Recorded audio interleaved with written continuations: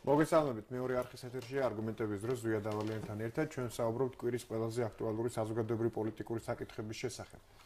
მაშასე დღეს საქართველოს პარლამენტს საქართველოს მთავრობის ახალი შემადგენლობა წარედგინა. პრემიერმა მინისტრთა კაბინეტის წევრების ახალი კანდიდატები 2 დღის წინ დაასახელა ირაკლი ღარიბაშვილის გადაწყვეტილებით.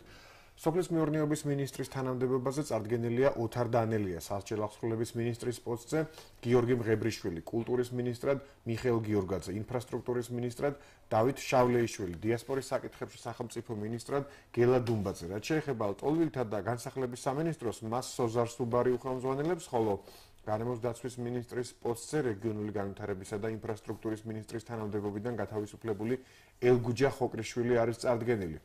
როგორ უნდა გავიგოთ ასეთი მასშტაბური ცვლილება მთავრობის შემადგენლობაში? იცვლებიან მხოლოდ პიროვნებები, რომლებმაც საკმარისად კარგად ვერ გაართვეს თავი მათზე დაკისრებულ ამოცანებს, თუ პიროვნებებთან ერთად იცვლება მთლიანად პოლიტიკაც? რა კრიტერიუმებით შეირჩა დასახელებული კანდიდატები და როგორია მათი საქმიანი ბიოგრაფია? აი სწორედ ამ საკითხებზე ვისაუბრებთ ჩვენ დღეს და გარდა ამისა, გადაცემის მეორე ნაწილში ვისაუბრებთ ასევე საერთაშორისო პოლიტიკის ყველაზე აქტუალური მომენტების, მათ შორის ისრაელსა და უკრაინაში შექმნილი სიტუაციასთან დაკავშირებით. რაც შეეხება ჩვენ სტუმრებს, გადაცემის პირველ ბლოკში ჩვენი სტუმრები იქნებიან ანალიტიკოსები ემზარ ჯგერინაია და დემურ გიორხელიძე, ხოლო მეორე ბლოკში საქართველოს ყოფილი ელჩი ისრაელში ბატონი რევაზ გაჩეჩილაძე, რომელიც სულ რამდენიმე კვირის წინ დაინიშნა საქართველოს საგანგებო და სრულუფლებიან ელჩად დიდი ბრიტანეთსა და ჩრდილოეთ ირლანდიის გაერთიანებულ სამეფოში. ბატონ დემურ, მოგესალმებით. ჩვენ ბატონი ემზარ ჯგერინაია რამდენიმე წუთში შემოგვიერთდება, მანამ ჩვენ დავიწყებთ საუბარს ბატონ დემურთან. პირველ რიგში დიდი მადლობა მობრძანებისთვის. და ვიდრე საუბარს დავიწყებდეთ, მინდა მაყურებელს ტრადიციულად მოუწოდო აქტიურობისკენ Facebook-ში, აქტიურად მოგწერეთ თქვენი კითხვები და ჩვენ მათ აუცილებლად დავუსვამთ თქვენთვის სასურველ სტუმარს. ბატონ დემურ, პირველ რიგში აი როგორ შეაფასებთ აი ამ მასშტაბურ ცვლილებას მინისტრთა კაბინეტში? თქვენ როგორ ფიქრობთ? ეს არის მხოლოდ პერსონალიების შეცვლა, რომლებიც ასე ვთქვათ, ახალ პოლიტიკასთან მიმართებაში ვერ აუღეს ალღო რამე რაღაც ახალ პოლიტიკას, რომელიც იგეგმება ახალ კურსს, თუ ეს არის მართლაც მასშტაბური რეფორმების დასაწყისი, რომელზეც საუბრობენ ანალიტიკოსების ნაწილი, ვთქვათ, იგივე ემზარ ჯგერინაია, ან იგივე უმრავლესობის ნაწილი? მოგესალმებით, თქვენ ძალიან რთული კითხვები დასვით, იმიტომ რომ მე პრინციპში იმისთვის რომ სრულად გიპასუხოთ ამ კითხვებზე, მთავრობის პოზიცია უნდა იყოს გახმაურებული. ხო, სწორია, ცნობილი უნდა იყოს, რომ რა კურსს ადგას მთავრობა, ცვლილებების მიზეზი რა იყო, რატომ ინიშნებიან ესა თუ ის პიროვნებები, რა ამოცანები დგას ამა თუ იმ სამინისტროს წინაშე, რომელთა შესრულებაც ამ ახალ მინისტრებს ევალება. რა ვერ შეასრულეს წინა მინისტრებმა, რის გამოც ისინი განთავისუფლებული იქნენ. ჩვენ არც ერთ კითხვაზე პასუხი არ აგვაქვს. ამიტომ ჩვენ უნდა გამოვთქვათ ჩვენი მოსაზრება, რომელიც რეალობის ფარგლებში ჯდება და არანაირი დეკლარაციული განცხადებები, თქვა ჩემი მხრივ არ იქნება. თანაც ცვლილებები მოხდა თუ ორ სამინისტროს არ ჩავთვლით, ინფრასტრუქტურასა და სოფლის მეურნეობას, მეორე პლანის სამინისტროებში, ანუ ის სამინისტროებია, რომლებიც არ ქმნიან. საზოგადოებამ შეამჩნია ეს მომენტი, თუმცა ჩვენს ეთერში ორი დღის წინ იყო ბატონი გია ჟორჟოლიანი, რომელიც კატეგორიულად არ დაეთანხმებს თვით საკითხის ასე ფორმულირებას, მაგრამ ზანა რომ შეუძლებელია ასე ოფიციალურად დაუშვათ გავყოთ და ვთქვათ აღმოჩნდეთ რომელია სამინისტროა უფრო მნიშვნელოვანია. გასაგებია ბატონი გია ჟორჟოლიანი უმრავლესობის წარმომადგენელია და აქ თამაშის წესის ფარგლებში მოქმედებს. ჩვენ არანაირი გუნდის წარმომადგენლები არ ვართ, ჩვენ საღიაზრის ფარგლებში პრაგმატულად ვაზროვნებთ და მოქმედებთ. მე არ ვიცი მიზეზები, იმიტომ რომ არ არსებობს. ერთადერთი მიზეზი, რომელიც ვიცი და სწორია, თუმცა გადაწყვეტილება ახალი მინისტრის შესახებ ასევე გაუგებარი, ეს არის სოფლის მეურნეობის სამინისტრო. ოღონდ თქვენ ჯერ კიდევ ერთი წლის წინ აკრიტიკებდით სოფლის მეურნეობის სამინისტროს მუშაობას. იმიტომ რომ სამინისტროს მიერ განხორციელებული პოლიტიკა არ ჯდება იმ სტრატეგიაში, რომელიც სოფლის მეურნეობის განვითარებას გამოიწვევს და აქ არა მარტო მენტალურ პრობლემასთან გვაქვს ჩვენ საქმე, არამედ ეს არის სამინისტრო, რომელიც იმპორტიორებს, მსხვილ იმპორტიორებს ლობირებს. აქ არის ადამიანები, რომლებიც ხელმძღვანელობა მყავს მხედველობაში, დიდი დიდი ხანია გასანთავისუფლებელი იყო. PPI იქ არ წარმოადგენდა მთავარ გადამწყვეტ ძალას, ის იყო გარეთ არიან იქ მოადგილეა ვიღაც ნატროშვილი, რომელიც განაგებს ფაქტურად სამინისტროს.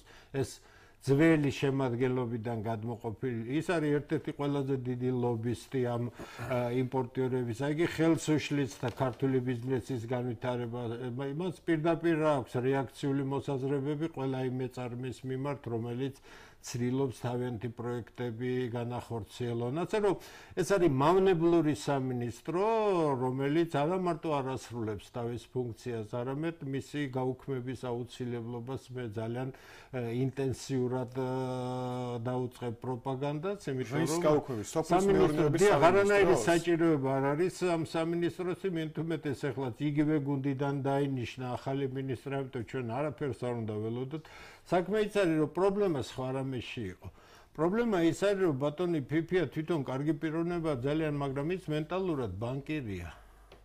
ის ფინანსისტია, ბანკირია, ბანკირის ფსიქოლოგია აბსოლუტურად განსხვავებულია სახელმწიფო მოღვაწის ფსიქოლოგიისგან, პოლიტიკოსის ფსიქოლოგიიდან. სოფლის მეურნეობა ეკონომიკის ორგანული ნაწილია, მას თავისებურებების გამო გამოყოფენ გვერდზე. სხვა შემთხვევაში ის არის ჩვეულებრივი ეკონომიკური სისტემა. ანუ თქვენ ფიქრობთ, რომ სოფლის მეურნეობას უნდა განაგებდეს სამ შემთხვევაში ეკონომიკის სამინისტროს მე ასევე მიმაჩნია, რომ არავითარი საჭიროება საქართველოში ენერგეტიკის სამინისტროსი არ არის, იმიტომ რომ ეს არის ინტერესთა ჯგუფების მიერ ლობირებული სამინისტრო, რომელიც უფრო ინტერესების სფეროში მოქმედებს ვიდრე ეკონომიკის განვითარების სფეროში. ამიტომ ენერგეტიკოს არ შეუძლია დაინახოს ეკონომიკის განვითარება მთლიანობაში. ამიტომ პოლიტიკის თვალსაზრისით გაცილებით უმჯობესია, რომ ეს იყოს გონებრივი ცენტრი და რეფორმების განმახორციელებელი იყოს ეკონომიკის სამინისტრო, რომელიც ორგანულად მთლიანობაში მოხაზავს ეკონომიკის განვითარებას. დაინახავს ეკონომიკის მთლიანობას. ჩვენ ჯერჯერობით ეკონომიკა 24 წელი არ გვიმართავს. ის რასაც ქვია თანამედროვე გაგებით მაკროეკონომიკურ დონეზე, თუ გინდათ აქედან გამომდინარე იმისთვის, რომ თქვათ შინამეურნეობები, კერძო სექტორი განვითარდეს, ჩვენ ჯერ ასეთი პოლიტიკა არ გაგვეხორციელებია. ამიტომ მე ვფიქრობ, რომ ეს ცვლილებები ჩემთვის გასაგები იქნებოდა, რომ პრემიერ-მინისტრი გამოსულიყო და ეთქვა მას, რომ აი ჩვენ ვაკეთებთ მთავრობის ოპტიმიზაციას, ჩვენ მართლა უნდა წავიდეთ პატარა სახელმწიფო რასაც ქვია, პატარა და არა სუსტი, ეს იქნება სამთავრობო ეფექტური მმართველების გუნდი, პოლიტიკური გუნდი, რომელიც იღებს სწორ გადაწყვეტილებებს და ქმნის პოლიტიკას კერძო სექტორის განვითარებისათვის 10-11-12 მაქსიმუმ სამინისტრო, მეტი სამინისტროს საქართველოს არ ჭირდება. ეს უნდა იყოს ძალიან ღრმად პროფესიონალური ადამიანებით დაკომპლექტებული. პოლიტიკური ცვლილებებისას მინისტრის და მინისტრის 2-3 მოადგილის ცვლილება არ უნდა იწვევდეს სამინისტროებში იმ პროფესიონალური კადრების ცვლილება, სადაც ხდება ცოდნის აკუმულირება. ბოლოს და ბოლოს სახელმწიფოს ბიუროკრატები მართავენ საკუთრებას. ამიტომ საუბრობთ თქვენს ხედვაზე, როგორ უნდა განვითარდეს. მე გეუბნებით, ამიტომ ეს ახალ პასუხობ, მაგრამ მოდით აი ამ ეტაპზე მე რასაკვირველია თქვენ მოგცემთ დროს იმისთვის, რომ აი შეჯამება გავაკეთოთ. როგორ უნდა იყოს კარგად, მაგრამ აი რომ მაინც შევაფასოთ ის რაც რეალობაში ხდება. თქვენ კითხვას პასუხობ, ხა მე ეს ფონი იმიტომ მომზადე, რომ რაგი ესეთი არაფერი არ არის, ამიტომ ჩემთვის ეს ცვლილებები აბსოლუტურად არაფერს არ ნიშნავს. რას ცვლის ეს ცვლილებები? ჩვენ ჯერ არ ვიცით. მომავალში გავიგებთ რა? ესე იგი, მაშინ უნდა დაველოდოთ მომავალს. თუმცა მე ჯერ არ ვიცი არც ერთი მათგანის ხედვა იმ სფეროში, როგორი არის მათი დავალება. ჯერთი ჩვენ არ ვიცით მთავრობის თუმცა აი დასაწყისიდან რომ დავიწყოთ, აი სტრატეგიამდე სანამ მივალთ, პირველი კითხვა რაც ისმება, მაგალითად, რაც თუნდაც საპარლამენტო ოპოზიცია, თუნდაც არასაპარლამენტო, თუნდაც არასამთავრობო სექტორი, რასაც აქცევს ყურადღებას, მდგომარეობს იმაში, საერთოდ რა ლოგიკით შეირჩა აი ეს სამინისტროები. თქვენ ამბობთ, რომ ერთი სამინისტროს უმცირე თქვენ თვითონ გაქვთ შესწავლილი და ნამდვილად იყო გასათავისუფლებელი და საერთოდ რეფორმა არის გასაკეთებელი იქ და მგონი საერთოდ გაუქმებაზე საუბრობთ. გასაგებია, სოფლის მეურნეობის სამინისტრო თქვენ არ ახართ ერთადერთი სხვათა შორის, ვინც ამბობს, რომ თუმცა აბსოლუტურად არ მისმის ახალი დანიშვნა რას ცვლის. ეს არ არის დამოუკიდებელი პოლიტიკური. მაგრამ რა დანარჩენს, აი დაუშვათ იგივე თუნდაც საჯარო აღსრულების სამინისტრო, აი კულტურის სამინისტროზე. თვლით თუ არა თქვენ რომ ეს იყო ის სამინისტროები და ის მინისტრები, რომლებიც ყველაზე წარუმატებლად შეიძლება ჩავთვალოთ დღევანდელ მთავრობაში. ჩვენ არ ვიცით რა ვერ გააკეთეს მათ, იმიტომ რომ მათ წინაშე დასმული ამოცანები არ ვიცით. მე დღეს დავწერე იმის თაობაზე, რომ როგორი კარგი შოუ მენეჯერიც არ უნდა იყო ადამიანი, შოუ მენეჯერი კერძო სექტორში და სახელმწიფო პოლიტიკის გატარება ისეთ ფუნდამენტალურ რამეში, რომელიც კულტურის სახელს ატარებს, სრულიად სხვადასხვა რამეა. ამიტომ მე მიმაჩნია, რომ მიდგომად თავისთავად არის მცდარი პრემიერ-მინისტრმა გარკვეულწილად გააკეთა თავისი შეხედულების მიხედვით. ალბათ შერჩევა და მენეჯერები აიყვანა. მენეჯერები კარგები არიან ფირმაში. პოლიტიკური თანამდებობებზე უნდა ინიშნებოდნენ ადამიანები, რომლებიც პროფესიულ ხედვებთან ერთად პოლიტიკური აზროვნების მატარებლები არიან. მინისტრი არის პოლიტიკური თანამდებობები, სრულიად განსხვავებული მენტალობა, ვიდრე კერძო ვიწრო სპეციალობა თუ გნებავთ ძალიან მაღალი დონისა. გამიგეთ არა? ამიტომ როდესაც ინიშნება მენეჯერი, მე ამას არასერიოზულად უყურებ, იმიტომ რომ ამ პიროვნების მიმართ ამ პიროვნებას შესანიშნავი ორგანიზატორული ნიჭი აქვს, როგორც ჩანს, მან შესანიშნავი შემსრულებლები ჩამოიყვანა თბილისში, ეს ძალიან კაია, მაგრამ კულტურის სფეროში სახელმწიფო პოლიტიკა და თუ გნებავთ სუპერვარსკვლავის კონცერტის ორგანიზება თბილისში ეს ორი აბსოლუტურად დიამეტრალურად განსხვავებული შერჩევის კრიტერიუმებზე არ მესმის ვერ გეტყვით მე თქვენ არ გესმით მოდით ცოტა ოდნავ მოგვიანებით როდესაც მე იმედი მაქვს ბატონი ემზარეთ შემოგვიერთდება ამას დაუბრუნდეთ კიდევ აი შერჩევის კრიტერიუმებს თუ რა კრიტერიუმებით შეირჩა და რა კრიტერიუმებით უნდა ირჩეოდეს მინისტრების კანდიდატები მაგრამ აი სამინისტროებს რომ დაუბრუნდით თქვენ ამბობთ რომ არიცით რა ამოცანები იყო დასმული ამ მინისტრების წინაშე ამიტომ ვერ შეაფასებთ რამდენად ეფექტიანად თუ ცუდად შეასრულეს მაგრამ არსებობს ასე ვთქვათ ერთგვარი საზოგადოებრივი დაკვეთაც რაც ვიცით ჩვენ რაში მდგომარეობს დაახლოებით ყოველ შემთხვევაში ძირითად შტრიხებში ვიცით რას ველით მაგალითად შინაგან საქმეთა სამინისტროსგან რას ველით დაუშვათ ჯანდაცვის და სოციალური უზრუნველყოფის სამინისტროდან ხომ აი ამას ხოდ მაგალითის სახით ვასახელებ აი ამ ორ მიმართულებას ამ კონტექსტში თქვენ როგორც მოქალაქე თქვენ როგორც ანალიტიკოსი როგორ ფიქრობთ დაუშვათ რამდენად მართებულია თუნდაც იგივე უმცირესობის ლოგიკა როცა ისინი აცხადებენ რომ საზოგადოებაში გაცილებით მეტი კითხვა არსებობს ფინანსთა სამინისტროს მიმართ ფინანსთა მინისტრის მიმართ და შინაგან საქმეთა მინისტრის მიმართ და არა მაგალითად იგივე თუნდაც ინფრასტრუქტურის მინისტრის მიმართ. გასაგებია მე ახლა იმ ლოგიკის გარჩევას არ დავიწყებ პარლამენტში უმცირესობას რომ გააჩნია ესენი ულოგიკო ხალხია და მათი ლოგიკა ის არის და ულოგიკობის საუკეთესო მაგალითია რომ ისინი ამ რაოდენობით არიან პარლამენტში ამიტომ მაგრამ ეს არის რეალობა მე ამას ვაღიარებ მაგრამ მათი ნათქვამის გარჩევაც ნამდვილად არ ვაპირებ ჯერ ერთი ფინანსთა სამინისტროს რაც შეეხება მე ყველაზე ახლოს ვიცნობ ამ სამინისტროს საქმიანობას ეს კვალიფიციური სამინისტროა ის რომ ხელისუფლებაში მყოფ სხვადასხვა ჯგუფებს ამ ძალიან მსუყე სამინისტროს რომ იტყვიან გავლენის სფეროში მოქცევა უნდათ იმიტომ რომ აქ კონცენტრირებულია ქვეყანაში ყველაზე დიდი ფულადი რესურსები ბიუჯეტის სახით აქ ხდება ფორმირება აქ არის უზარმაზარი რომ იტყვიან მანევრირების საშუალებები ამიტომ მე ის დარტყმები რომელიც არსებობს სრულიად გასაგებია მე პოლიტიკიდან არსად წავსულვარ ძალიან კარგად ვიცი კულუარებში როგორ მზადდება დარტყმები როგორია ტექნოლოგია ამის განვითარებისა ამიტომ ხადურ ჩვენ შეიძლება და მე ძალიან სერიოზულად საყვედურობ, მაგრამ ხადური არ არის იმ დონის მინისტრი, რომ შეიძლება მის პროფესიონალიზმზე არასერიოზულად ისაუბრო. თუმცა თქვენ როგორ ფიქრობთ, აი მაგათად იგივე ფინანსური ეს არის ბრძოლა ამ პოსტისთვის გარღვევა იყოს თქვენი აზრით თუ არა და იყოს ეს არის ბრძოლა ფინანსთა მინისტრის პოსტისათვის, ბატონი ხადური არ წარმოადგენს პოლიტიკურ ფიგურას, მის უკან არ დგას პოლიტიკური ჯგუფი, ის არ არის, ამიტომ ის ყველაზე იოლი დასარტყმელი ადგილია, ისევე როგორც სხვა რამდენიმე მნიშვნელოვან სამინისტროში სამინისტრო, ამიტომ ჩვენ უნდა თუ პოლიტიკაზე ვსაუბრობთ, ჩვენ კარგად უნდა გვესმოდეს ის ზედაპირი რაც არის და რა შეიძლება იყოს მის უკან. მე შემიძლია გითხრათ, რომ მაგ გაცილებით სერიოზულ მოვლენასთან გვაქვს საქმე. ამიტომ თუ შინაგან საქმეთა სამინისტროზე ვსაუბრობთ, შინაგან საქმეთა სამინისტროს რეფორმა რომ აუცილებელია და ასეთი უზარმაზარი მონსტრი ასეთ პატარა ქვეყანაში არ შეიძლება არსებობდეს, თავისთავად ცხადია, ხო სწორია?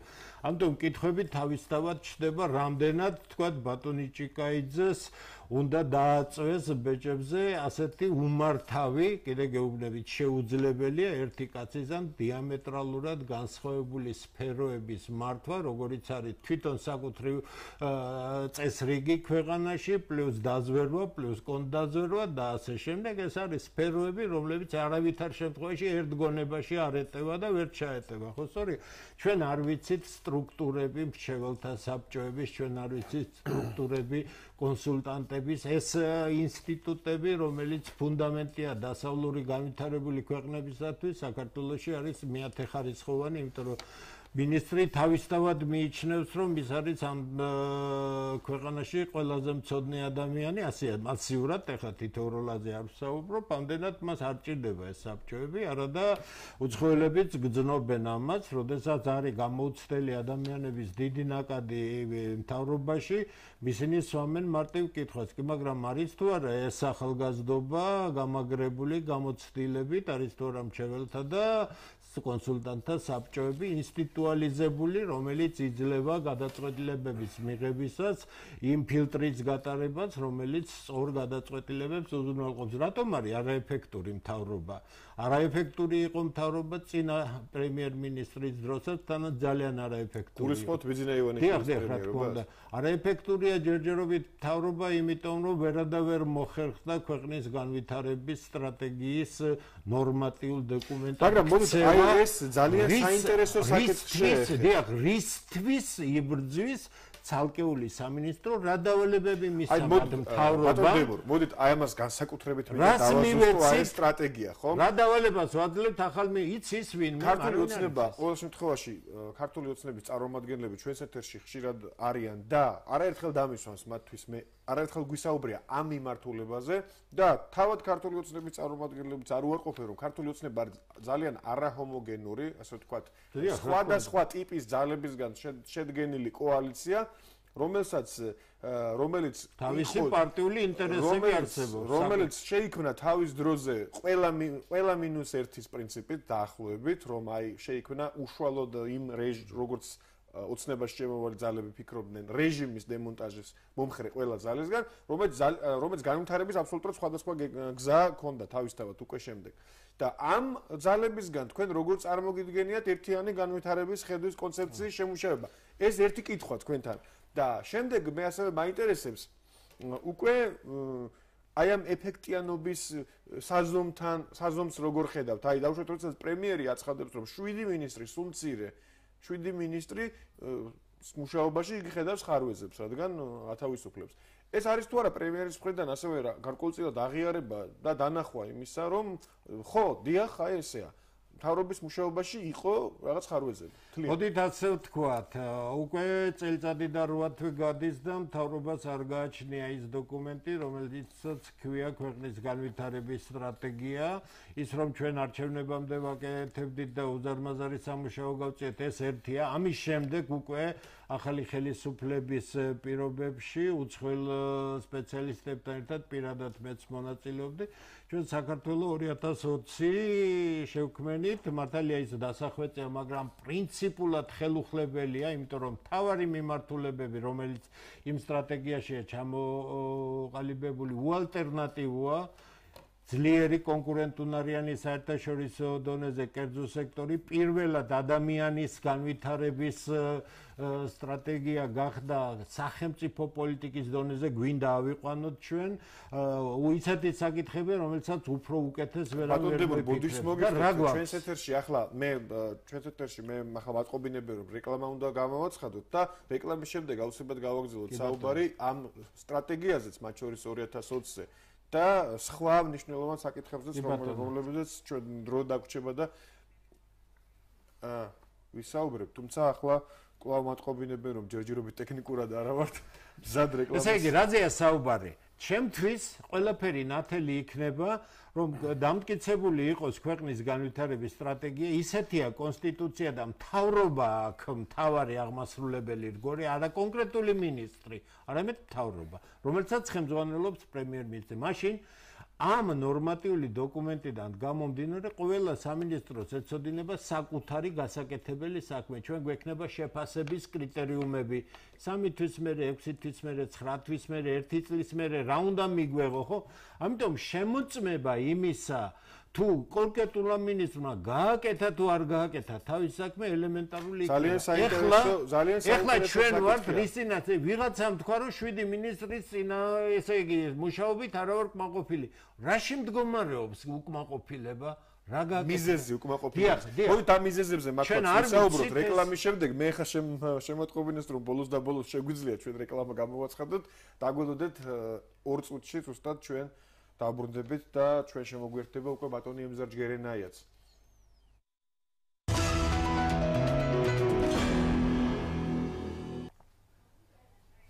არგუმენტების დრო ბრუნდება პირდაპირ ეთერში ჩვენ განვაგრძობთ საუბარს მინისტრთა და ახალი კაბინეტის და ახალი პოლიტიკის შესახებ და როგორც შეგპირდით ჩვენ შემოგვერთდა ეკონომისტი თბილისის სახელმწიფო უნივერსიტეტის პროფესორი ბატონი ემზარ ჯგერენაია და მე მინდა დაუსვა მას პირველი კითხვა უბრალოდ მასაც დაუსვა ის კითხვები რაზეც ჩვენ ნაწილობრივ უკვე ვისაუბრეთ ბატონ დემურ გიორხელიძესთან ერთად და უკვე ერთად განვაგრძოთ ასე ვთქვათ დისკუსია ამ საკითხების ირგვლივ ბატონ ემზარ პირველ რიგში მე მინდა კითხოთ თქვენს განცხადებასთან დაკავშირებით კომენტარი რამდენიმე დღის წინ თქვენ ბრძანეთ რომ ეს ცვლილებები მინისტრთა კაბინეტში გულისხმობ 7 მინისტრის შეცვლას სერიოზული რეფორმების დასაწყისი იქნება.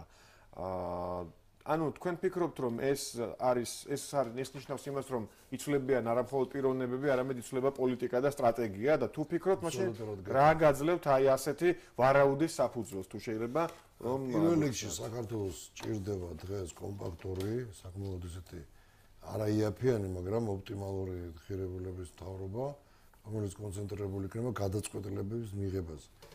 პირველი დეფიციტი და ყველაზე დიდი დეფიციტი ჩვენ დროშის გაგვაჩნია, ეს არის გადაწყვეტილების მიღების დეფიციტი.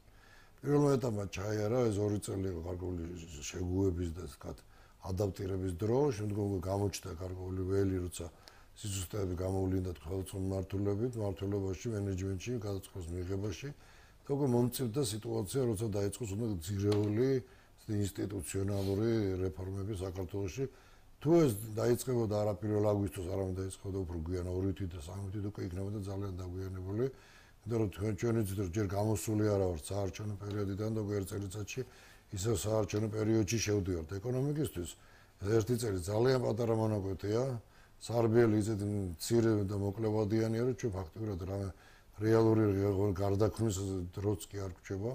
აქედან გამომდინარე დრო იყო ძალიან ცოტა იჩქარას და ეს იყო ძალიან ესეთი ბოლო დედლაინი, რის შემდეგაც იყო ძალიან დაგვიანებული იქნებოდა ეს რეფორმები და დღეს უნდა დაიწყოს ის ახალი ხედვების მიხედვით და წინსვლა იგივე რომ საქართველოში უნდა შემცირდეს მართლებითი ხარჯები, უნდა განთავისუფლდეს ბაზარი, უნდა განვითარდეს კონკურენტული თავისუფალი კონკურენციის მიმართულება ბიზნესში.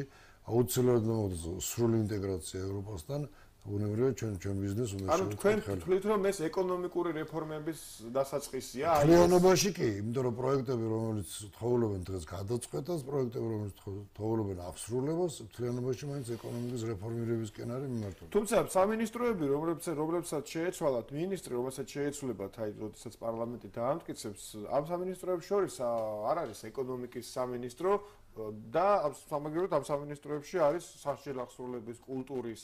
ანუ მე რა მინდა ვიკითხო რომ თქვენ არ ახართ პირველი, ვინც განაცხადა, რომ ეს არის დასაწყისი სერიოზული გადახედვის, პოლიტიკის გადახედვისა ეკონომიკაში, ზოგადად სტრატეგიაში, სახელმწიფო სტრატეგიაში, მაგრამ კონტრკითხვაც და კონტრარგუმენტიც არსებობს საზოგადოებაში ამასთან დაკავშირებით, რომ რანაირად შეიძლება ეს გადაწყვეტილება იყოს დაკავშირებული რაღაც ფუნდამენტურ ცვლილებასთან კურსში დავუშვათ, ანუ სტრატეგიაში, როცა ეს სამინისტროები აწარმოადგენენ, რბილად რომ თქვა, არცეთ ქვეყანაში რაღაც განსაკუთრებულ ამინდის შემქმნელ სამინისტროებს. ვერაფრით ვერ დავეთანხმები ამ განცხადებას.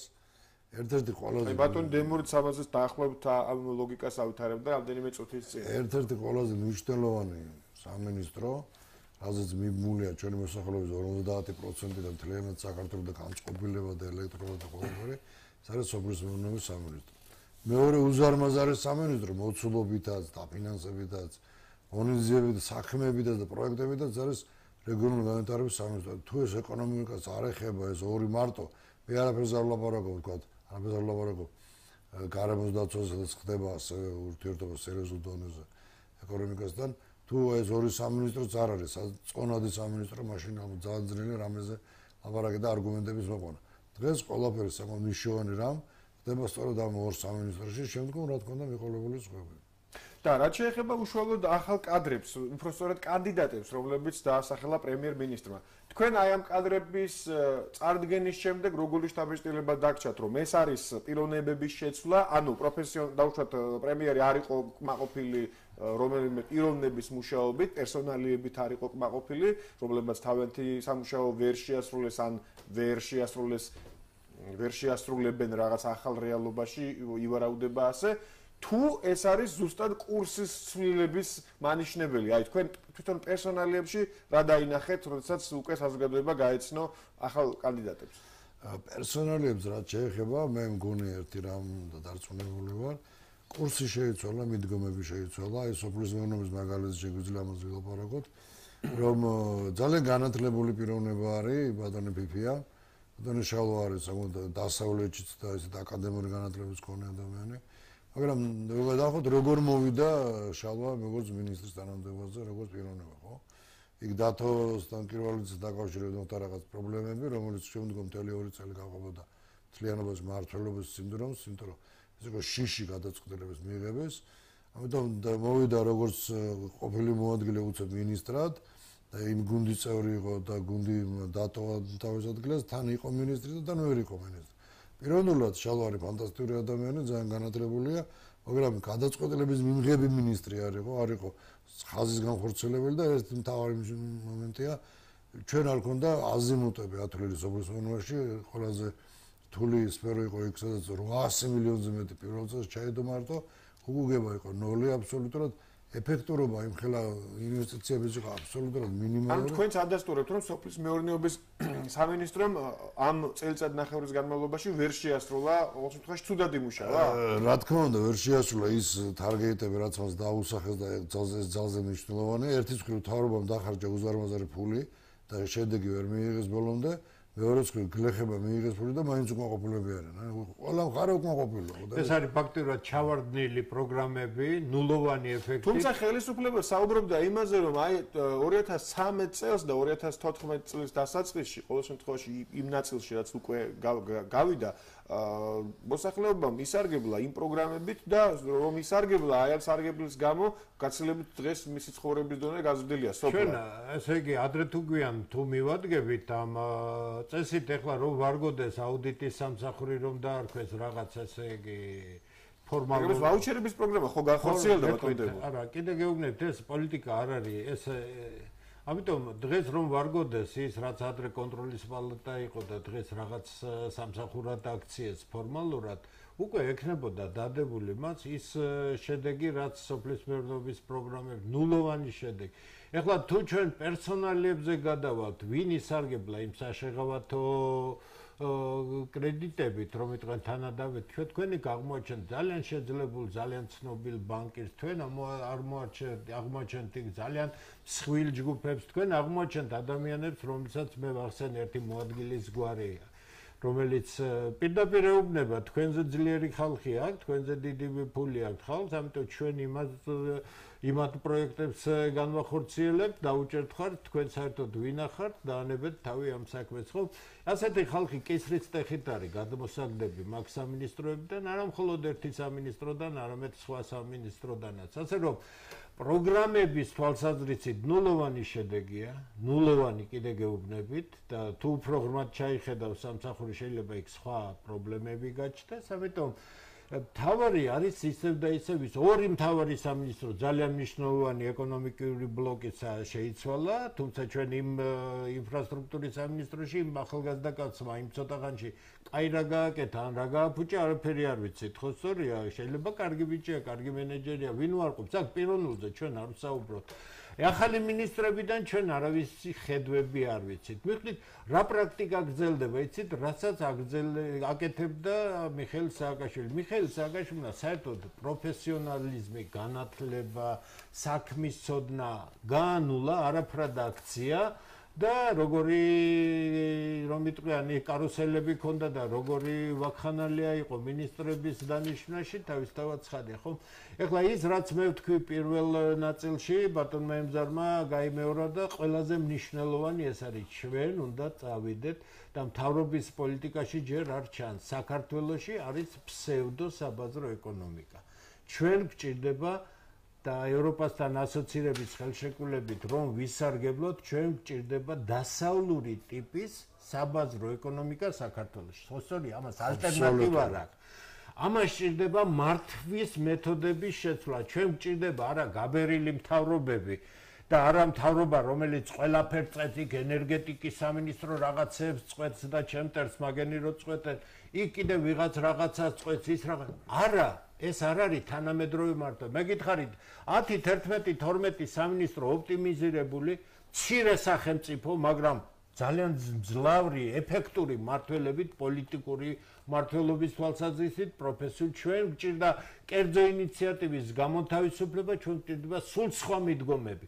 ჩვენ გვჭირდება გადაწყვეტილებების მიღება, რაზეც ერთი ჩვენ სოლიდარული ვართ აბსოლუტურად მე და ბატონი ემზარ, გადაწყვეტილებების გამომუშავების, ფილტრაციის, გადაწყვეტილებების მიღებისთვის მომზადების მექანიზმი არ არის. ყველაფერი სადღაც კუთხეშია.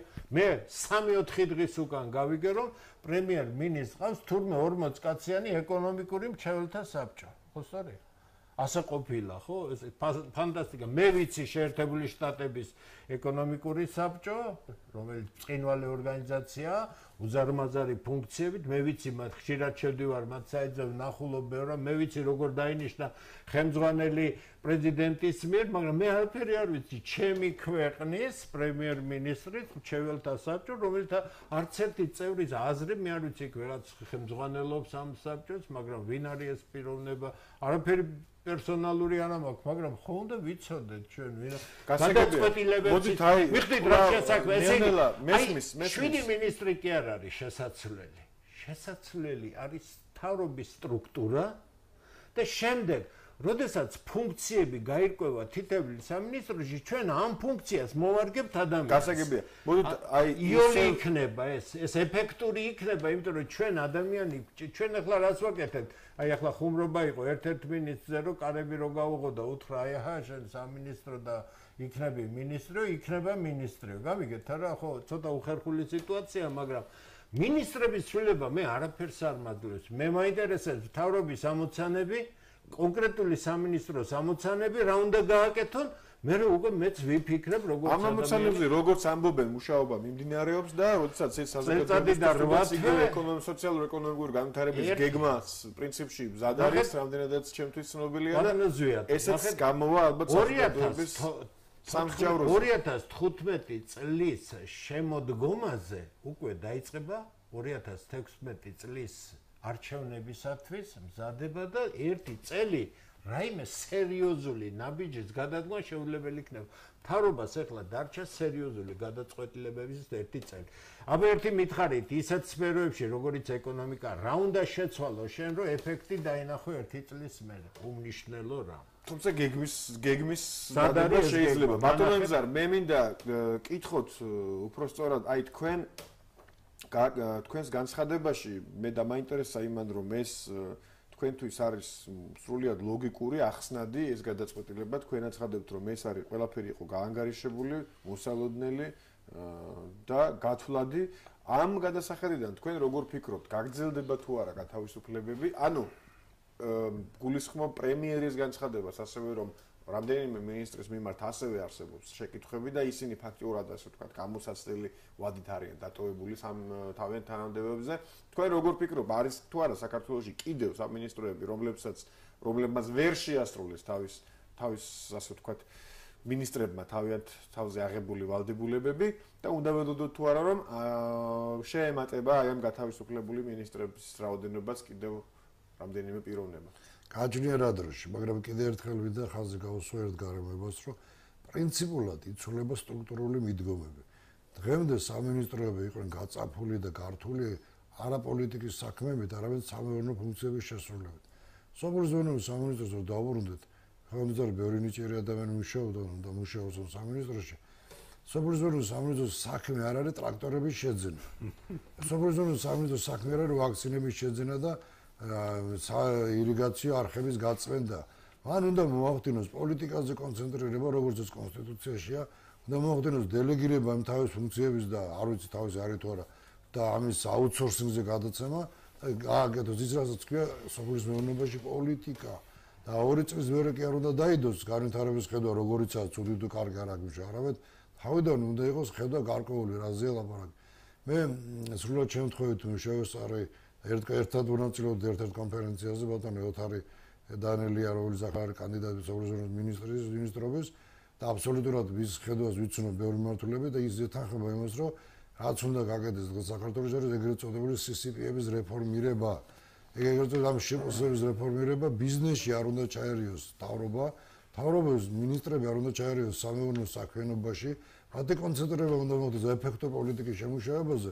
ყველაფერი იქნება კარგად, ღია ბაზარი, ეფექტური მართვა, მენეჯმენტის აბსოლუტურად ორიენტირებული, იაფიანი მენეჯმენტი მე არ მოხლა. ყველას ხელფასზე დავაგროვოთ, ბიუჯეტი თავრობის შენახოს უნდა იყოს მინიმალური, ბაზარი უნდა იყოს მაქსიმალურად თავისუფალი. პრინციპები იცვლება და არა ის რომ პიროვნებები იცვლება, მაგრამ მე მაგას არ დავეთანხმებ. იცვლება პრინციპები ძალზე მნიშვნელოვანია. ბუნებრივია, ამ შეცვლის მომენტში მოხდება კიდე რაღაც გარკვეული განახლება, მაგრამ მე უახლეს ხანებში მე მომავალი წლის ბოლომდე ამ განახლებას არ ველოდები არანაირად 2015 წლის გაზაფხულამდე განახლება მე მგონი ჩემი აზრით არ იქნება.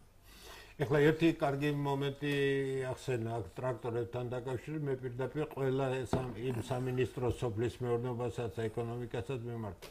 დროზე გააკეთეთ პრივატიზაცია იმისა, რაც წინა ხელისუფლებამ ეხლა კარგი მომენტი რაც არის, უნდა თქვა 300 მილიონი $-ის საქონელი დატოვა იმ ტრაქტორებისა და ყველაფრის სახით. ვერიგედი ზამემტეზე და ამ ძვირადღირებულ ტრაქტორების კიდევ უნდა. ესე იგი, ამიტომ 25%-ში იქნება, 20%-ში იქნება გრძელვადიანად. შენახვის ხარჯებს მაინც დავზრდა. სანამ კიდე გეუბნებით, სანამ 2 წელიწადში ამ უნიკალური ძალიან მაღალი ხარისხის ტექნიკიდან რაიმე შემორჩენილა. სანამ სახელმწიფოს თვითონ არ შეუძლია არ არის მომლელი მაგისი კიდე გეუბნებით დგას ყველაფერი დაუხნელი მინდვრებია დატოვებული უამრავი და ეს ტრაქტორები უძრავად დგას იქ ადგილზე ამიტომ იქ მართვა როდესაც ეს არის სახელმწიფოზე ანუ უპატრონო მოდით ასე ვთქვათ ის რაც ამასთან დაკავშირებით კონტრარგუმენტებიც მომისმენია რომ ჩვენ 90-იანების დასაწყისში ესე 25%-ში და 10%-შიც გავყიდეთ კიდე გეუბნებით ის ტრაქტორები რაც სახელმწიფოს ვისგანაც მომისმენია იმას ჭკუა არ მოეკითხება პირდაპირ გეუბნებით იმიტომ რომ შენ მოქალაქეს აძლევ რა კი ვერ აკეთებ ამას უნიკალური ტექნიკაა გადაეცი იმაზე ვინც ცხოვრობს და ბატონო ხო გადასცეს 90-იანებში არაფერი არ გადასცეს არაფერი გადააშალეს გაკეთეს 90-იანებში ეხლა არის 300 მილიონის საქონელი ძალიან მაღალი ხარისხით სასწრაფოდ პრივატიზება არ არის აბსოლუტურად განსხვავებული რამეებზე ლაპარაკი ფისკალურ ეფექტს თავი დაანებეთ სად ხარკოვის დაშლილი ტრაქტორი და სად ჰოლანდიური ტექნიკა სუსხარა გადაეცით აქ ფისკალურ ეფექტზე არ არის გამოსაკიდებელი ის ხალხი რასაც იმუშავებს 10 ჯერ მეტი დაბრუნდება წლების განმავლობაში თორე 2 წლის მერე მაგის ნაწილებიც კი აღარ იქნება უკვე ადგილებზე და უარგის ტექნიკად გადაიქცევა ყველაფერი. გასაგებია. ანალოგიურად შემიძლია სამეურნეო საქმიანობა არ არის სამინისტროების საქმე. დასრულდა ფაქტურად ჩვენი საუბრისთვის განკუთვნილი დრო თუ გსურთ მცირე დასკვნის. იგივე ჩვენი მენტალიტეტი უნდა შეიცვალოს, სოციალიზმიდან დავტოვოთ და გადავიდეთ დასალურ მეთოდებზე. მე ხშირად რომ მეკითხებიან ასოცირების ხელში რაც გვაძლევს, ჩარჩევს თავრობისთვის. ზედმეტად არ ჩავერიოთ ეკონომიკაში და ეს სულ სხვანაირი მართვა არის, ეს განსხვავებული მართვა აბსოლუტურად. გასაგებია, ძალიან დიდი მადლობა მობრძანებისთვის, საინტერესო საუბრისთვის. დარჩით მეორე არხზე, რამდენიმე წუთში ჩვენ ბატონ რევაზ გაჩიჩილაძესთან ერთად დავბრუნდებით.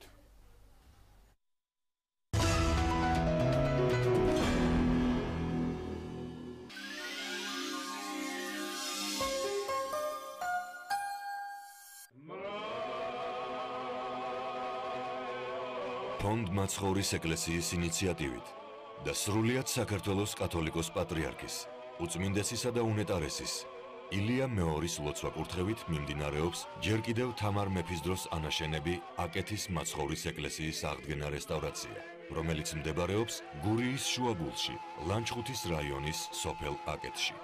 შეიტანეთ თქვენი წვლილი აკეთის მაცხოვრის ეკლესიის აღდგენის საღვთო საქმეში. დარეკეთ მაგთიდან, ჯეოსელიდან და ბილაინიდან 091 500 515 ერთი ზარის ღირებულება, ერთი ლარი. ღმერთი იყოს თქვენი შემწე და მფარველი. ყოველწლიურად საქართველოში ავთვისებიანი სიმსივნის 7000 ახალი შემთხვევა ვლინდება. თუმცა დაავადების თავიდან აცილება ადრეული დიაგნოსტიკითაა შესაძლებელი. არ გადადო. ჩაიტარეთ ძუძუს, საშვილოსნოს ყელის, მსხვილი ნაწლავის და პროსტატის უფასო გამოკვლევები. პროგრამა ხელმისაწვდომია საქართველოს ყველა მოქალაქისთვის. დარეკე 2 20 35 35 და ჩაერთე სკრინინგის პროგრამაში.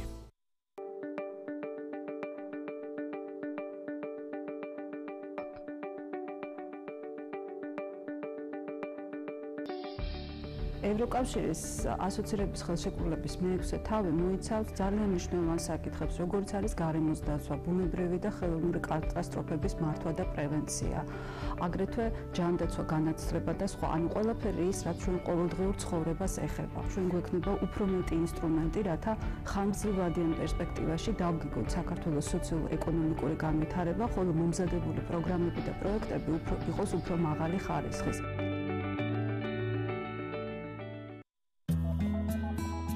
უსაფრთხოება და სანდოობა ჩვენი უცვლელი არჩევანია. ჩვენ მომზადებული ვხვდებით მოულოდნელ გარემოებებს. ჩვენ ერთად გეგმავთ ოჯახს და ვზრუნავთ მომავალზე. უსაფრთხო და სანდო კონტრაცეპტიული საშუალებები ხელმისაწვდომია. მიმართეთ ექიმს და შეარჩიეთ თქვენთვის საუკეთესო მეთოდი.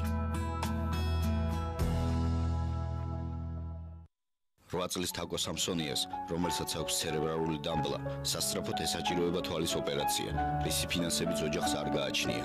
გთხოვთ გამოიჩინოთ გულისხმიერება და დაეხმაროთ პატარა თაკოს. დარეგეთ ნომერზე 091 200 103. მაგთის, ჯეოსელის, ბილაინის და სილქნეთის აბონენტებმა. ზარის ღირებულება 1 ლარი.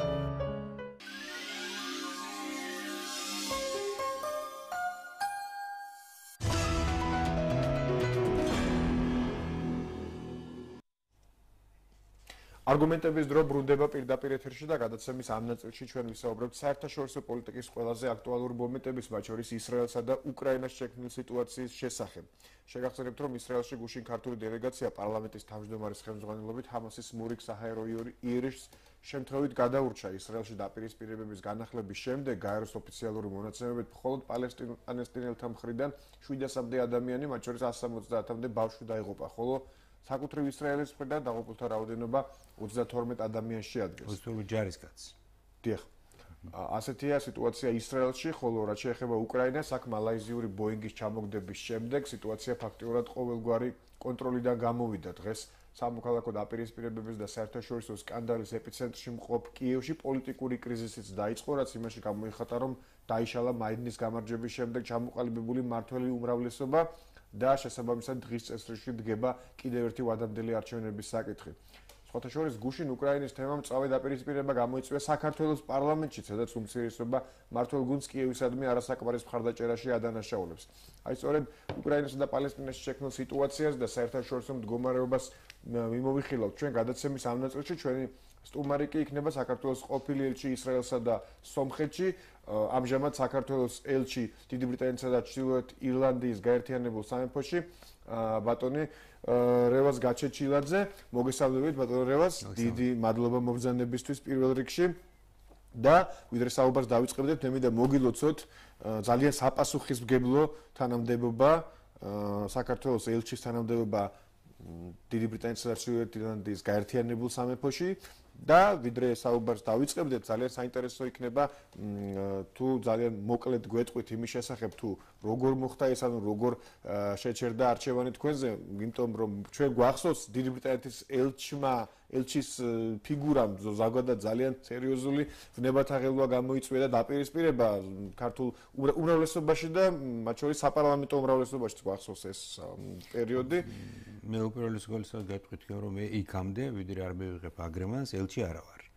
მე ვარ დანიშნული ელჩი, მაგრამ ესე იგი მოქმედი ელჩი გავხდები მარტო მას შემდეგ, რაც ბრიტანეთის მთავრობა ფიქრობ არავითარ საფუძველი არ გვაქვს ვივარაუდოთ, რომ ბრიტანეთის მთავრობა არ მისცემთ რეზო გაჩეჩილაძეს აგრემანს. ოღონდ შემთხვევაში ფორმალურად ასე. ფორმალურად რასაკვირველია. ასე და ამიტომ ეს თქვა მე მინდა ეს თქვა დავაზუსტო და მე როგორც ელჩის ესე თქვა capacity რა ქვია ელჩის უფლებამოსილებით არ გამოვდივარ მე აქ ამ შემთხვევაში ვარ. რასაკვირველია ჩვენგან გვაინტერესებს ზოგადი ანალიზი ამ შემთხვევაში უფრო როგორც ყოფილი ელჩისგან ისრაელში და ჩვენც ეს გასაგებია, თუმცა მე იმაშიც დარწმუნებული ვარ, რომ ბრიტანეთის მთავრობა არავითარ შემთხვევაში არ ასე ვთქვათ შეგიქმნით პრობლემას აგრემანთან დაკავშირებით. ნუ რაც შეეხება იმას, რატო დამასახელეს მე, ამაზეც ვერაფერს ვერ გეტყვით, იმიტომ რომ მე 4 წელიწადია გადამდგარი ვარ დიპლომატიური სამსახურიდან და მე ერთ წუთით გავახსენდი როგორც ჩანს და ერთ წუთით კარგახნის მსჯელობის შემდეგ როცა მეც ხოხმან და კამათის და დავის შემდეგ შევხედეთ მე გადაწყვეტეს და მე არა პროფესორით მე გადავწყვეტე რომ დავთანხმებოდი ამ თანამდებობას და ერთ სიტყვით ალბათ უნდა თუ ვთქვათ ინგლისის მთავრობაც თანახმა იქნება შეუდგები ამ საქმეს და გავაკეთებ რაც შემიძლია რაც შემძალებშია ახლა რაც შეეხება დიპლომატიას სასუქოლის დიპლომატია ძალიან რთული საქმეა თქვენ გახსოვთ ესეთი გამოთქვა რომელსაც იყენებდა ხოლმე ხშირად სხვა შორის ედუარდ შევარდნაძე რომ დიპლომატიას არის შესაძლებლის ხელოვნება ის გულისხმობდა რომ შენ შესაძლებლის ფარგლებში იგულისხმება შესაძლებლის ფარგლებში შეიძლება გააკეთო რაღაცა შეუძლებელს დიპლომატია ვერ შეძლებს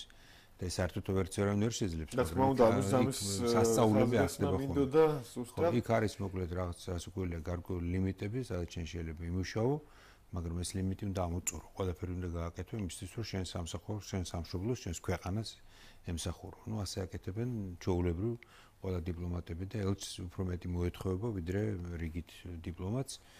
და ნუ რასაკვირველია ეს პასუხისგებლობა ძალიან დიდია, ბევრად უფრო დიდი ვიდრე თუნდაც სიამოვნება ხანდახან როცა გონიათ ხოლმე რომ სასიამოვნოა, იქ უფრო მეტი პასუხისგებლობაა და ბევრად მეტი ამას გავუსვი ხაზი ნერვიულობა ვიდრე ძალიან საპასუხისმგებლო თანამდებობა მით უმეტეს დიდ ბრიტანეთში იმიტომ რომ იქ არის პრაქტიკულად ყველა ქვეყნის საელჩო წარმოდგენილი ისეთი როგორც მაგალითად სხვა ქვეყნებში შეიძლება ვერც ნახოთ ამიტომ როცა ჩვენ გვაქვს არაღიარებაზე ლაპარაკი ჩვენ გვიხდება ლაპარაკი ისეთ ელჩებთან რომლებიც ნუ არ სიტყვით სხვაგან შეიძლება მარტო თავის სამშობლოში იპოვნოს რაღაც პოლინეზიაში ინგლისში არიან, ხო?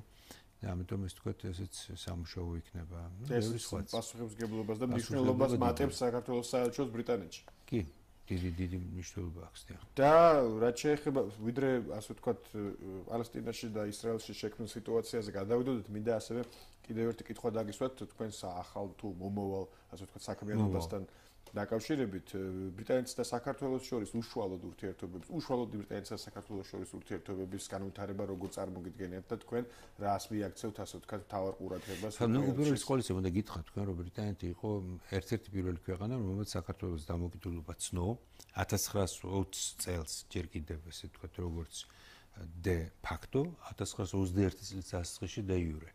ჩვენ გვაქვს თუ ვწდები სახელმწიფო კანცელარიასთან ახლოს ის შენობაც, სადაც იყო განთავსებული ბრიტანული დიპლომატიური კორპუსი. და ბრიტანეთის პირველი ელჩი შეიძლება ითქვას, მაშინ ერქვა მაგას ჰაი კომიშნერი იყო ოლივერ ვორდროპი, მარჯორი ვორდროპის ძმა. სწორედ ქართული იცოდა და საქართველოს დიდი მეგობარი იყო და მან დიდი კვალი დატოვა.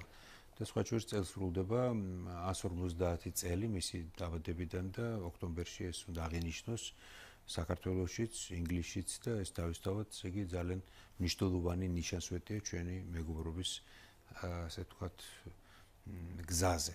ეხლა რაც შეეხება რა არის ვთქვათ, ახლა იცით რა არის, დიდი ბრიტანეთი არის ძალიან გამორჩეული ქვეყანა ევროკავშირში.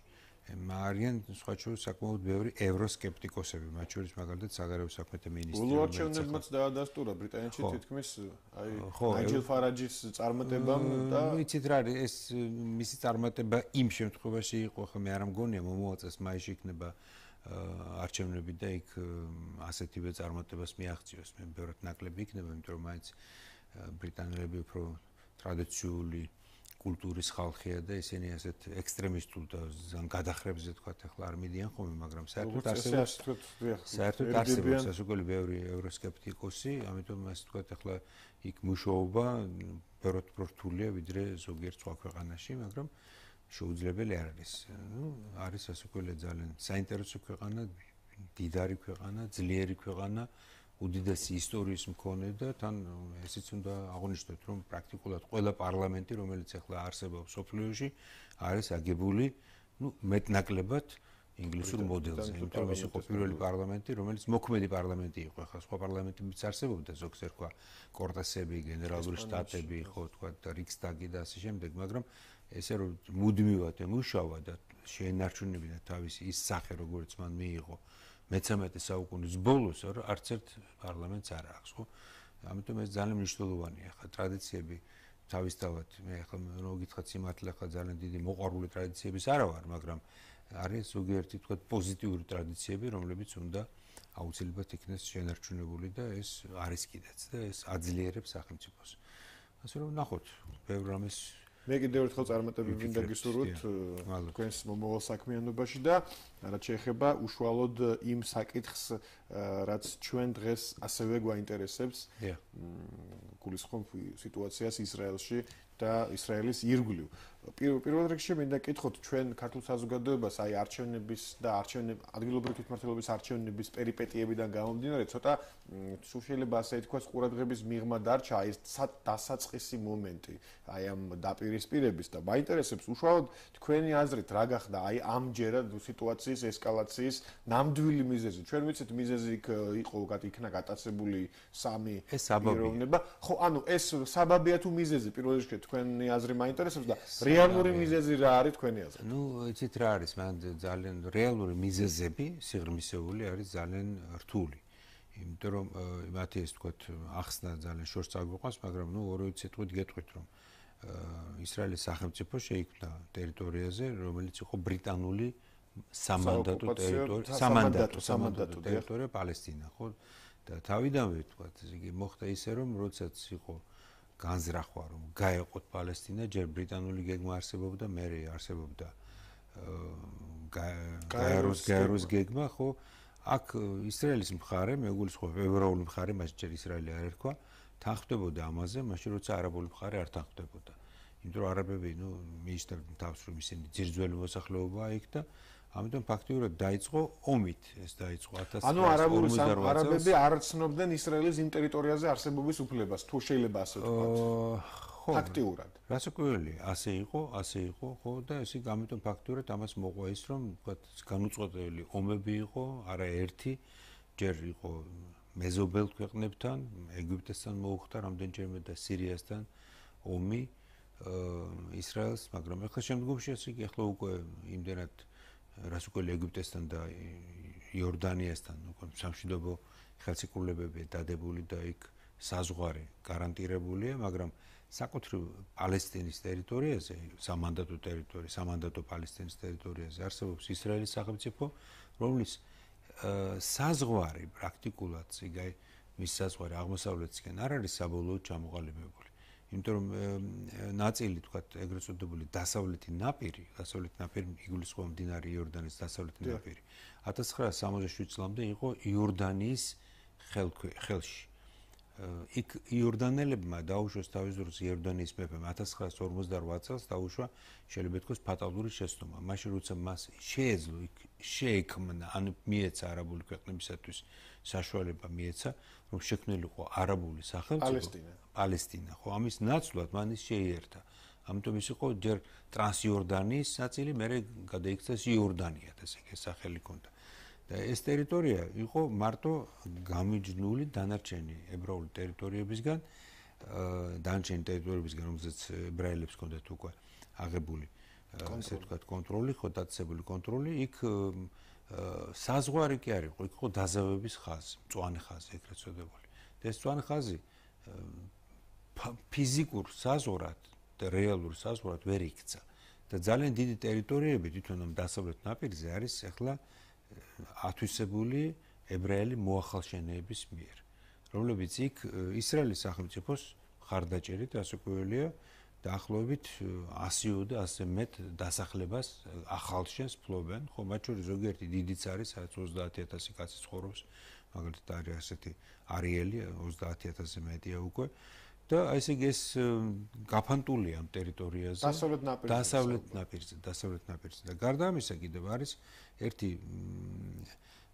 სექტორი რომელიც მდებარეობს აი სამანდატო პალესტინის სამხრეთ დასავლეთ ნაწილში ეს არის გაზას ეგვიპტის საზღვარი გაზას ზონა გაზას სტრიპს ეძახიან ზოლი სექტორს ეძახიან თუ არსები ქართულად ჩვენ ვეძახით გაზას სექტორს ვეძახით გაზას სექტორის ფართობით არის 360 კვადრატული კილომეტრი ეს არის დღევანდელ თბილისზე ორჯერ ნაკლები ეგ ცხოვრობს 1.700.000 კაცი მათი უმეტესობა არიან ის ხალხი დიდი უმეტესობა არის დანარჩენი პალესტინის ტერიტორიიდან მტოვლილი მოსახლეობა და მათი შთამომავლები ისინი ცხოვრობენ ძალიან მძიმე პირობებში რასაკვირველია და იქ აი ექსტრემისტულ ორგანიზაციებს მაგალითად ხამას აქვს ძალიან დიდი გავლენა იმიტომ რომ მათ შეუძლიათ ყოველთვის იმოქმედონ ეს ვთქვათ ამ გრძნობებზე და ყოველთვის მონახონ ისეთი ხალხი ვინც მზად იქნება ვთქვათ ტერორისტების რიგ შეუერთდეს ამიტომ ეს ფაქტიურად ამ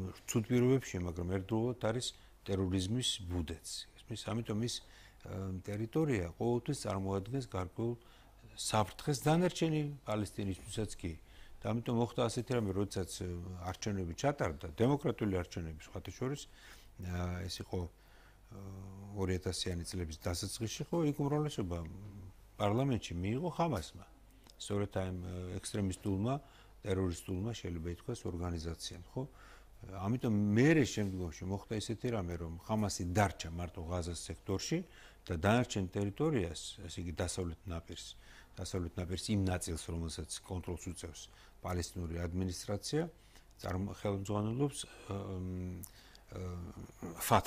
ფათხი რომელიც არის პალესტინის განთავისუფლების ორგანიზაციის ესე იგი სახელი ოფიციალური და მაჰმუდ აბასი ესე იგი პრეზიდენტი სწორედ იქ არის მაგრამ ხამასი რჩება ესე ვთქვათ აი ამ ღაზას სექტორის მაკონტროლებლად და იქიდან შემოდის ხოლმე ყოველთვის ახლა უკვე ტერორისტები ნაკლებად შემოდიან იმიტომ რომ ძალიან კარგად არის დაცული გარშემო მაგრამ ყოველ შემთხვევაში ახლა მათ ისწავლეს ჯერტი გააკეთეს გვირაბები სახლები პირდაპირ მიბჯენილია საზღვარს შეიძლება ითქვას და სახლის სარდაფიდან აკეთებენ გვირაბს რომელზეც შეუძლიან გავიდნენ ეგვიპტეში იქიდან მხარეს არის სინას ნახევარკუნძული და უდაბნო და ეს ვთქვათ იქიდან ხდება შემოტანა რაკეტების ან რაკეტების ასე ვთქვათ ნაწილების ამას ეგვიპტის ხელისუფლება არ აკეთებს მაგრამ ყოველ შემთხვევაში არიან სხვადასხვა პირები რომელთაც ან დაჯგუფებები რომლებსაც შეუძლიათ ეს მოიტანონ და ეს რაკეტები შემდგომში გამოიყენება თან ეს უმართავი რაკეტებია ეს არ არის ესეთი რაკეტა რომელიც ზუსტად შეიძლება დაუმიზნონ ესე იგი ეს რაკეტებს იყენებენ უკვე ისრაელის ტერიტორიის დასაბომბად რაც ასაკუელია ისრაელიცაც მიუღებელია ისრაელმა გააკეთა ამისათვის სხვა შორის ძალიან კარგი ანტისარაკეტო დაცვა რომელიც ამერიკელების დახმარებით არის გაკეთებული ახლა მე ჰაარეცი წამოვიღა სწორედ ჰაარეცი არის ისრაელში გამოვალი გაზეთი და აქ წერია რომ ესე იგი ამერიკელებმა მარტო ამ ოქროს ესე იგი რკინის გუმბათის დასაფინანსებლად $429 მილიონი გადასცეს ისრაელს, ხო? მაგრამ დაახლოებით 9 კომპონენტებისა ეწარმოება ისრაელში. ძალიან კარგი ანტისარაკეტო სისტემაა, მაგრამ ძალიან ძვირად ღირებული. ამიტომ როცა რაკეტებს ესვრიან, ისინი მაგის საწინააღმდეგო ანტირაკეტებიც უნდა ისროლონ, რაც საკმაოდ ძვირია და ამიტომ ესე ვთქვათ, ახლა ამ გაზეთში იყო ცნობა კიდეც, რომ სთხოვეს კიდე დამატებითი დახები. თუმცა ჯერჯერობით საკმაოდ ეფექტიანად მუშაობს. ჯერჯერობით კი, მაგრამ ეს გაგრძელდა ნასროლი რაკეტების აბსოლუტური უმრავლესობა ყველა თითქმის არის მოგერიებული. ხო, გასაკვირია, ამიტომ ახლა თქვენც რო თქვით ახლა ეგ რომ ბენ-გურიონის აეროდრომის მიდამოებში ქალაქი ეჰუდია ის ახლობით 1-2 კილომეტრით არის დაშორებული, რასაკვირველია ახლა ეს აეროდრომს არ მოხვედრია და ახლა არავითარი თქვა ახლა ესეთი დიდი რისკი არ ყოფილა, მაგრამ ყოველ შემთხვევაში განგაში გამოცხადდა როგორც ჩვენთვის გახდა ცნობილი და რაც შეეხება ერთი უნდა გითხრათ ძალიან საინტერესო როცა ამერიკულმა და ევროპულმა ავიაკომპანიებმა შეწყვიტეს ან გაუქმეს თავიანთი რეისები, ერთადერთი ესე ვთქვათ კომპანია, რომელიც ინარჩუნებდა კონტაქტებს ისევ ამ ბენ-გურიონის აეროპორტთან, იყო ეგვიპტური კომპანია Air Sinai, რომელიც კვირაში 4 წელს დაფრინდავს და იმას არ გაუქმებია თავის რეისები. ასე რომ თვითმფრინავებით დადიოდნენ კაიროსა და თელ-ავის შორის ამ პერიოდში. გასაგებია. და საინტერესოა უკვე აი ამ ბოლო ესკალაციის გასაგებია, ანუ თქვენ ამ ბოლო ესკალაციის რეალურ მიზეზს ხედავთ აი ამ ფაქტიურად იმაში, რომ ომი იქ არასდროს არ შეწყვეტილა. და ეს ანუ პალესტინელი არაბები რეალურად არასდროს არ შერიგებიან ისრაელის სახელმწიფოს არსებობას. ნაწილი ყოველ შემთხვევაში, ნაწილი. თვითონ იცით რა არის? ისრაელში ცხოვრობს არაბული მოსახლეობა, საკმაოდ დიდი სხვა ჩვენ. ერთ სახელმწიფო ენაც არ თუ არ ვცდები, ხო? თვითონ ისრაელის არაბული. კი, არაბული ენა და დაახლოებით 1.5 მილიონი პალესტინელი არაბი ცხოვრობს ისრაელში. უბრალოდ ეს ისრაელელი არაბები არიან, რომლებიც უნდა გითხრათ, რომ მათი უმრავლესობა საკმაოდ ლოიალურია ისრაელის სახელმწიფოს მიმართ. და არც უნდათ მაგაც რაღაც წასვლა სხვაგან და იგი სულაც არ უნდა. აი თვითონ თავად ისრაელს უკვე აი ასეც ისმება საკითხი, რამდენად დაუშვათ სწორი გადაწყვეტილება იყო უშუალოდ სახმელეთო ოპერაციის დაწყება ღაზას სექტორში. ერთნი ფიქრობენ, რომ ეს იყო ერთადერთი სწორი გამოსავალი, მეორენი ფიქრობენ, რომ შესაძლოა ამან გაცილებით მსხვილმასშტაბიან ომში ჩაითრიოს, კონფლიქტში ჩაითრიოს ისრაელი, ზოგადად არამხოლოდ ჰამასთან, არამედ სხვა ტერორისტულ თუ ანტიებრაულად განწყობილ დაჯგუფებებთან. ანტიისრაელურ.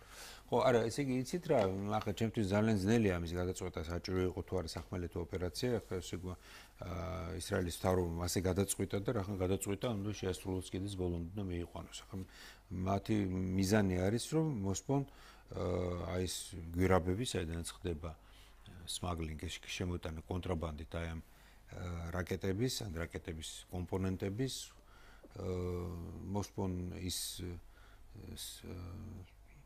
ინფრასტრუქტურა, რომელიც ხამას აქვს, მაგრამ რამდენად ეფექტიანი იქნება ეს და რამდენი ხნით იქნება ეს მოსპობილი, ამის თქმა მე მიჭირს. თუმცა აი რაც შეეხება იმას, რომ არსებობს ესეთი ეჭვიც, რომ შეიძლება გაცილებით დიდ კონფლიქტამდე მივიდეს ეს პირდაპირ ჩარევა. ამას რა არის მისთან? თუნდა არ ვიცი, ყოველ შემთხვევაში ჰამასის უკან როგორც ამბობენ, დგას სერიოზული ძალები, იგივე თუნდაც რომელი? საუბარია დაუშვათ მაგალითად.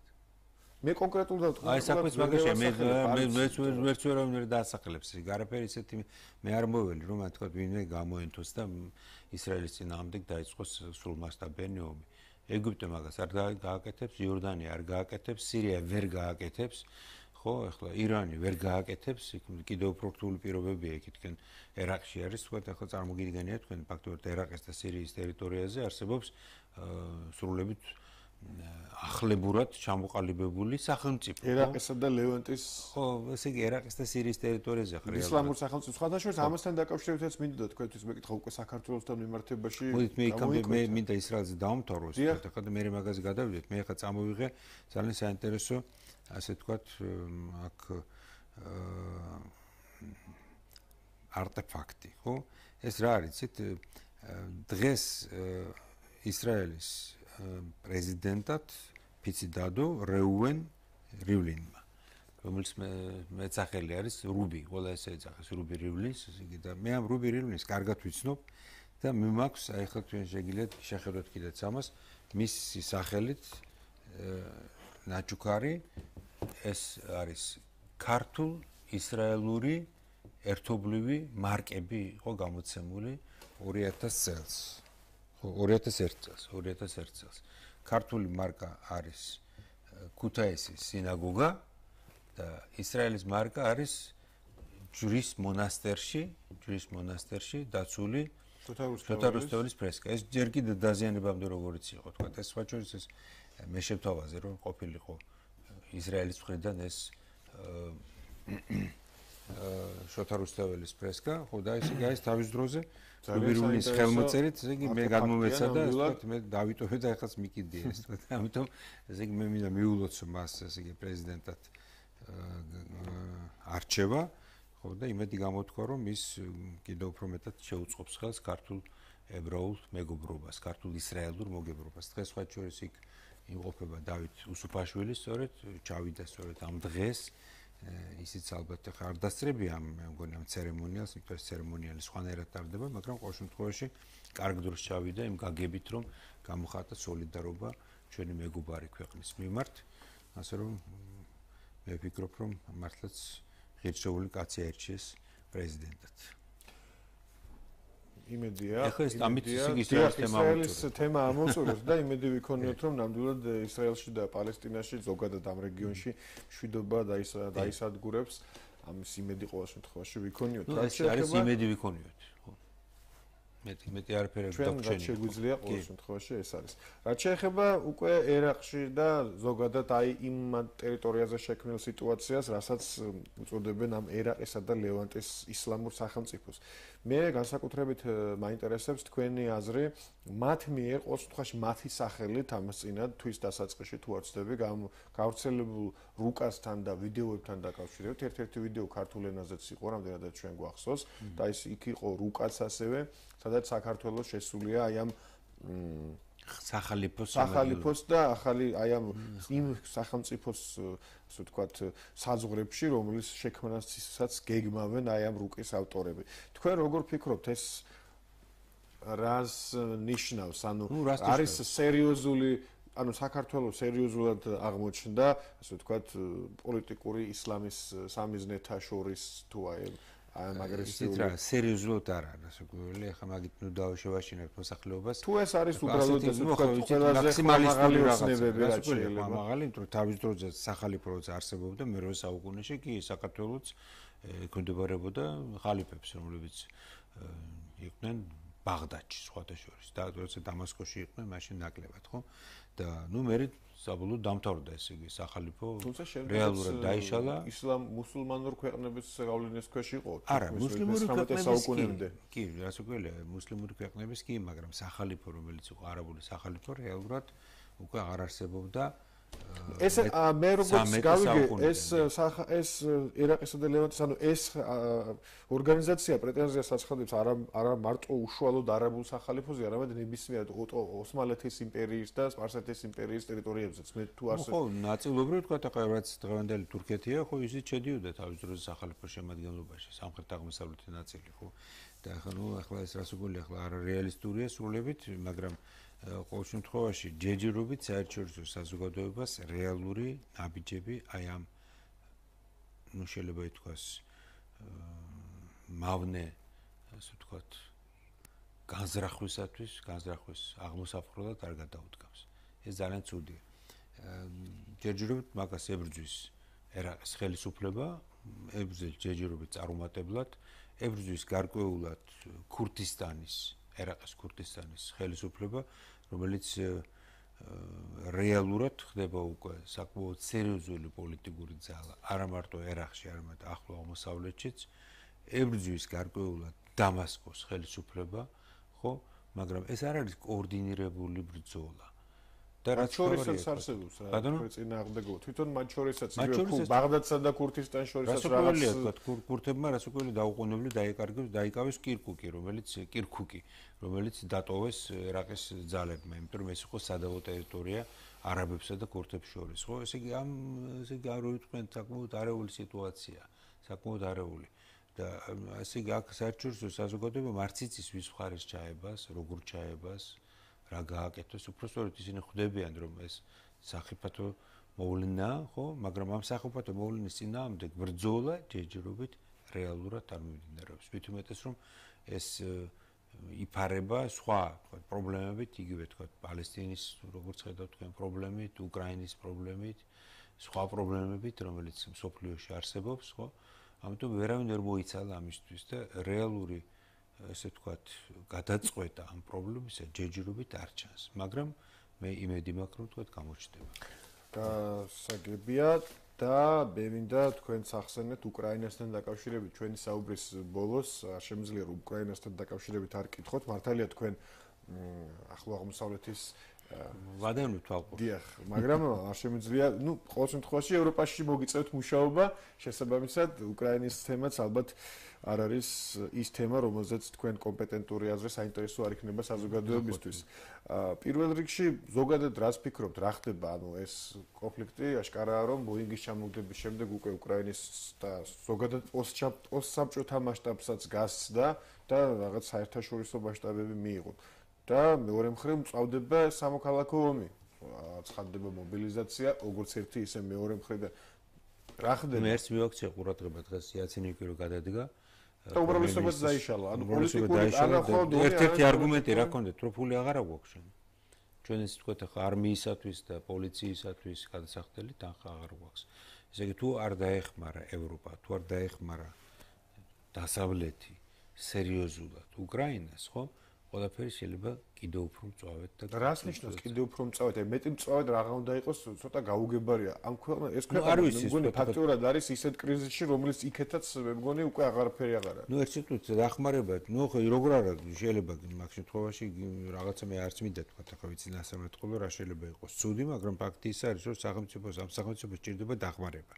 რეალური დახმარება, არა თქვა სიტყვიერი და არა თქვა ახლა ეს რიტორიკა, რომელიც ზოგიერთ ხახების გამოყოფაზე უკვე საუბარი იყო ფაქტიურად. ხო, მაგრამ გამოყოფაზე საუბარი იყო, ეს უნდა იყოს გამოყოფილი.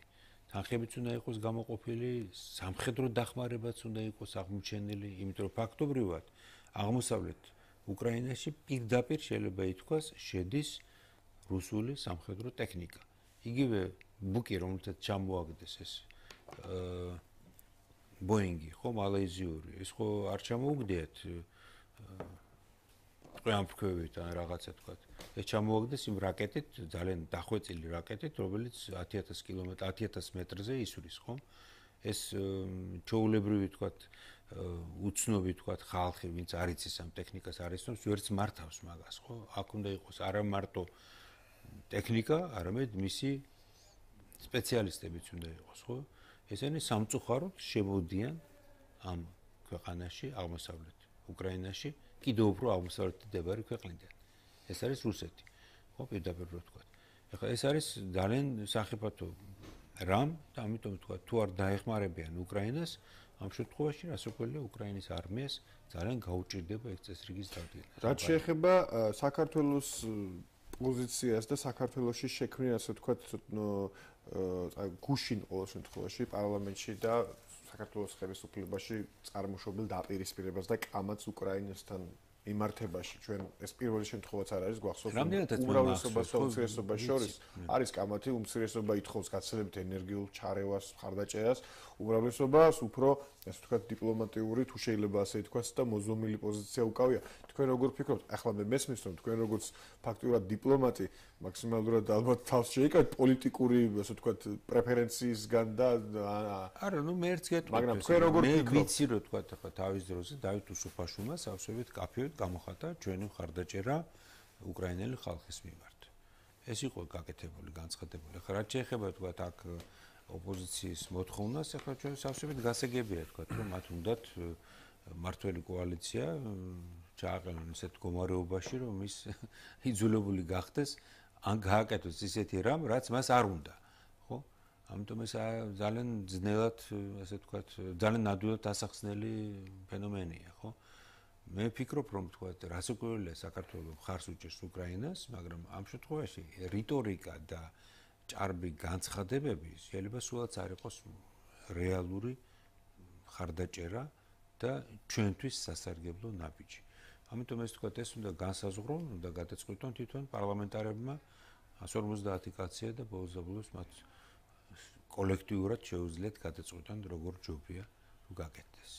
ნევროექტორ რეცეპტებს ვერ მიწევს. და რაც შეეხება თუ თავად უკრაინის პოლიტიკურ მომავალს თქვენ შეეხეთ მე ძალიან თქვენ შეეხეთ გადადგომას ეს უმრავლესობა დაიშალა ფაქტიურად ჩვენ ალბათ უკრაინა დადგება და უკვე დადგა ფაქტიურად რიგარეშე საპარლამენტო არჩევნებში რომელიც შეიძლება გაიმართოს ოქტომბერში. დიახ, ანუ ჯერ პირველ რიგში თქვენ რას ფიქრობთ, რა მოხდება მანამდე და შემდეგ უკვე აი ამ ვინ შეიძლება აიღოს პროცესების პოლიტიკური სადავეები ხელში. ეს არის ძალიან თქვა ძალიან ადვილი დასასმელი კითხვა და ძალიან და რაც თავარია, აი ამ სამოქალაქო ომის თუ რაც არის, ანუ ზოგის აზრით ეს არის სამოქალაქო ომი, ზოგის აზრით ეს არის რუსეთ-უკრაინის ომი, ზოგის აზრით ეს არის კიდევ უფრო დიდი ომი, ნაწილი და ფრონტი. ანუ აი ამ უშუალოდ დონეცკის და ლუგანსკის რესპუბლიკების თუ ასე ვთქვათ ტერიტორიების სტატუსი და ბედი როგორ წარმოგიდგენიათ. ერთ მხრივ ამ მალაიზიური ბოინგის ჩამოგდებამ იმდენად მორალურად ასე ვთქვათ მორალური მარცხი და მარგინალიზაცია მოიტანა ასე ვთქვათ ამ აჯანყებულების რომ თითქოს უნდა ხო, მაგრამ იარაღს ისინი მაინც ღებულობენ. მათ დამარცხებას, მაგრამ ღებულობენ ისევ იარაღს, ხო? ამიტომ ესე ვთქვათ, ახლა მან ძალიან გამიჭირდება რამის თქვა, მით უმეტეს რომ ეხლა ამ სპეციალისტი ამ დარგში არ ვარ, მაგრამ საერთოდ ჯამში მე ვფიქრობ, რომ მან ძალიან ცუდი პროცესები მიმდინარეობს, დაავიწყლად კიდეც ყირიმის ანექსია, არავინ არაფერს არ ამბობს მაგის შესახებ, მაშინ როცა ყირიმიც არის ხო წართმეული უკრაინისთვის. ამიტომ უკრაინა მარტო ყირიმს უკვე თავად კიევიც აღარ აპროტესტებს აქტიურად რამდენადაც არა, როგორ არ აპროტესტებს, აპროტესტებს, მაგრამ უბრალოდ იცის რომ მან ამ შემთხვევაში არაფერს გაკეთება არ შეუძლია ამ მომენტში, მით უმეტეს რომ კიდევ უფრო მძიმე პროცესები მიმდინარეობს აღმოსავლეთ და უშუალოდ პოლიტიკურ არჩევნებთან დაკავშირებით როგორ ფიქრობთ, რა შეიძლება, ანუ უკრაინისთვის საბოლოოდ მომგებიანი იქნება ეს ახალი არჩევნები თუ პირიქით უფრო არა, მომგებიანი იქნება იმდენად ეხლა ვინც იქნება არჩეული ესენი ნამდვილად გამოხატავენ უკრაინელი ხალხის ნებას. მაგრამ არჩევნები ალბათ არ ჩატარდება მაინც აღმოსავლეთ უკრაინაში. აღმოსავლეთ უკრაინაში ალბათ არ ჩატარდება, ან იმ ნაწილებში ჩატარდება მარტო სადაც რომელიც განთავისუფლებულია ამ ტერორისტებისგან. ხო, ნაწილ ტერიტორიაზე.